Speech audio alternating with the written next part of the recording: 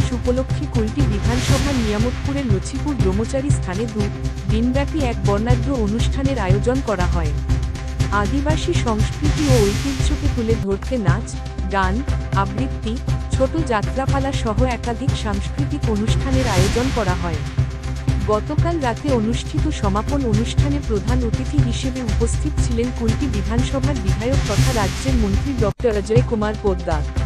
এছাড়াও উপস্থিত ছিলেন নিয়ামতপুর ফাঁড়ির ভারপ্রাপ্ত আধিকারিক নিবিড় কুমার দে, স্থানীয় বিজেপি নেতা ঝন্টু সেন, সত্যজিৎ দাস, সঞ্জয় দাস, সিদ্ধেশ্বর রায় সহ বিশিষ্ট ব্যক্তিরা।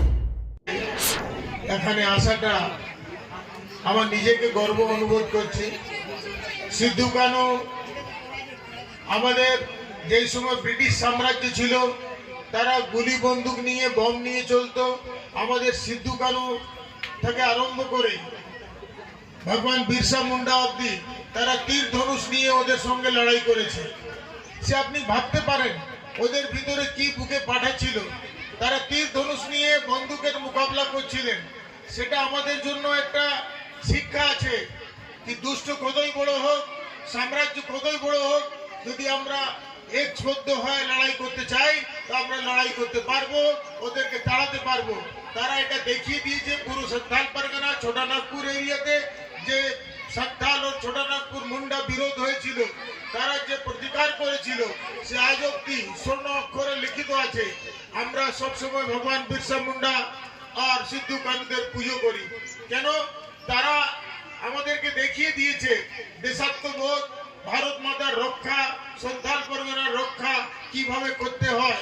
তারা তীর ধনুষ নিয়ে ওদের বন্দুকের সামনে দাঁড়িয়ে গেছে, তাদেরকেও মেরেছে।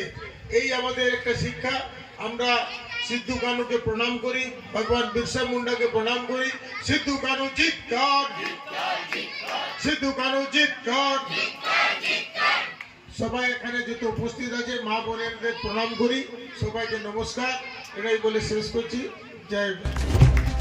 অনুষ্ঠানে এলাকার আদিবাসী সম্প্রদায়ের কৃতি ছাত্রছাত্রীদের সম্বর্ধনা প্রদান করা হয় মন্ত্রীর হাত দিয়ে।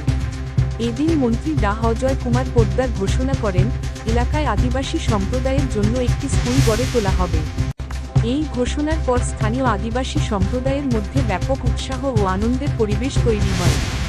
হুল দিবসের এই আয়োজন আদিবাসী সমাজের সংস্কৃতি, শিক্ষা ও ঐক্যের বার্তাকে আরও শক্তিশালী করেছে বলে মত স্থানীয়দের।